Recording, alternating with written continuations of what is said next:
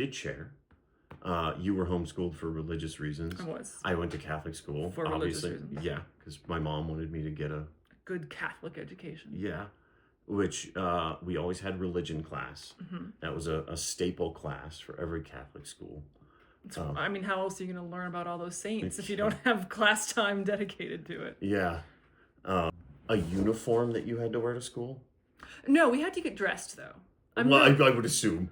Well, when I was a kid, I remember the first question that other kids, on the rare occasions I saw them, would ask me about being homeschooled is, oh, can you do school in your pajamas? Huh. And no. Like I said, my mom was a good teacher. Yeah. The materials she taught were questionable. Especially as we got like into the older grades and like science became part of the curriculum. And I'm not making this up. This was probably in junior high, not in elementary school. Like the taxonomy of life, living things, like the animal kingdom, the plant kingdom. Mm-hmm. My textbook taught me that there were 3 kingdoms: plants, animals, and people. Oh. People so were just blatantly incorrect. Blatantly incorrect. Like, yeah, these were clearly books that taught creation as science. Of course. Yeah. And like humans were not animals because we're made in the image of God, and we're not really like biologically animalistic. No, we have none of those characteristics. Yeah. And this is like larger. the long tail of homeschooling. Like even now, well into adulthood, it's like this gap in like the understanding of the world that most people share. And also going to Catholic schools don't always have a lot of money. Because Really? public schools are just awash in funds. In cash. Anyway, Catholic schools don't always have a lot of money. So some of them are set up differently. Like St. Joseph's was basically, it was almost like a warehouse that it was carpeted, and like the library was in the middle. But there were no walls. There were like cubicle dividers between classrooms. And would they go up all the way to the ceiling? They would. No, that's what I mean. They're just like a 5-foot high cubicle. I feel maybe they were 5 feet. Like the perspective is so different. But an adult would be able to see over them. Probably yes. Okay. Yeah.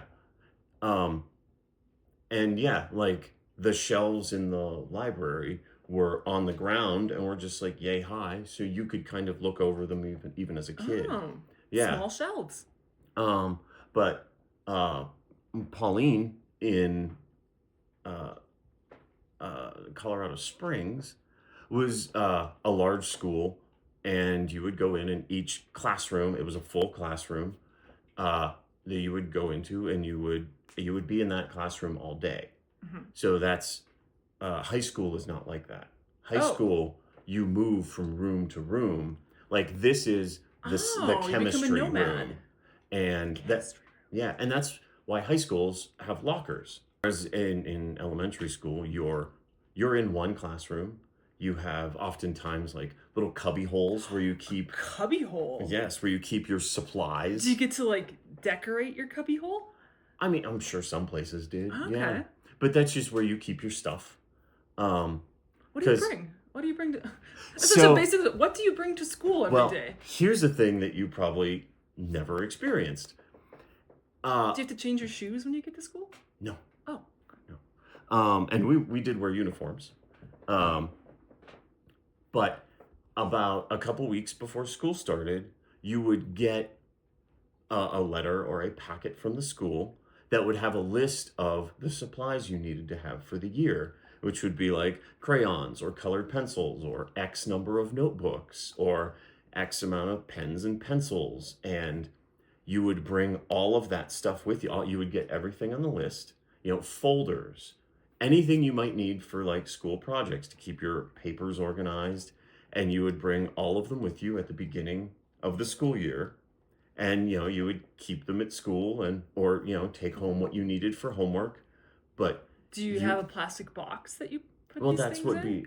You could get a pencil case. Loose that into would the copy. often be pencil case. Yeah. or some sort of container for your pens and your pencils and your crayons and what have you. And that would be on the list of supplies as well that you needed to pick Huh. up. Yeah. So they would tell you to bring all these things, and then you would keep them at school for the rest of the year. Oh. Yeah. And if you And you need, put them in your cubby yeah, or your desk. or your desk. Um, Desks had lift up tops or underneath the seat where you would just keep Oh. your books or whatever you needed. Yeah. Um, and as you get older, your textbooks change. Like when you're young, they're often floppy, like more Hmm. magazine like books, and then they're actual hardback texts as you Oh. move up through the grades. Did you have to put paper on them? I do Yes. remember other neighborhood kids, you have to put like brown paper bag paper Yeah.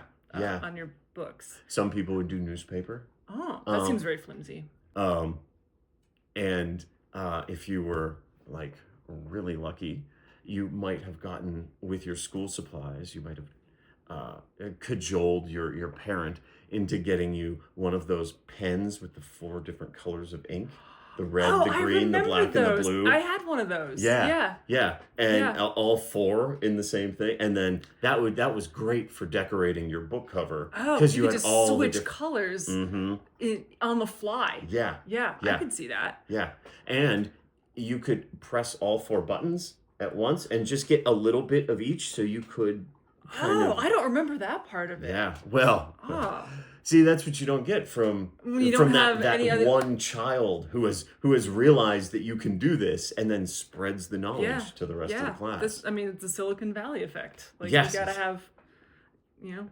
gotta have smart people in a proximity. disruptor. Yeah, yeah. The four color disruptor of second grade.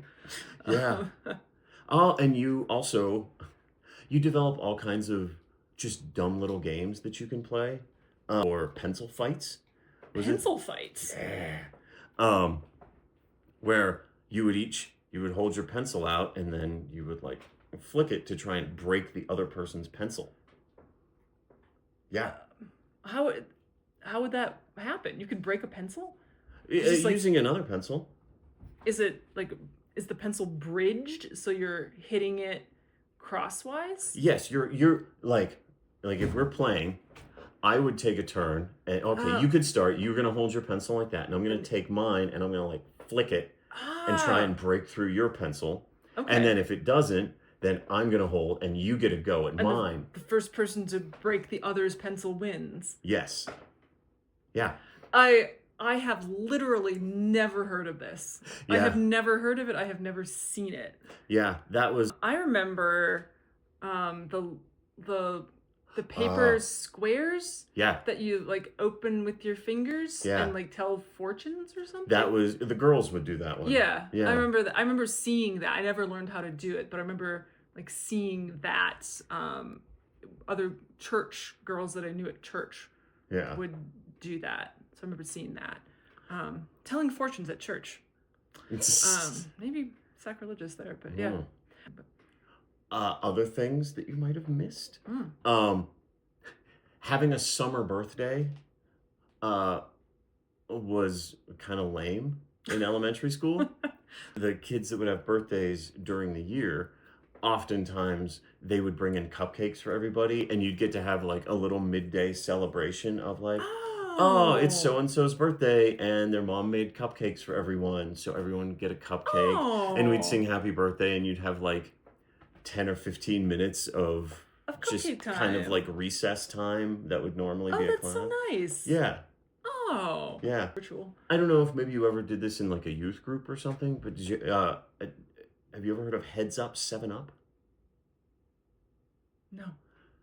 I think that's what it was called. It's been a while. It's been a while. But everybody, one like some small number of people, maybe like three or four, in a class of like 20, they would be like it, and everyone in the class would put their head down on the desk and cover their eyes, and you would have your thumb out and sticking up, and there would be the people that were it would walk around, and each one of them would put one person's thumb down, And then when everybody who was it had put a thumb down and be like, okay, everybody get your heads up, 7 up.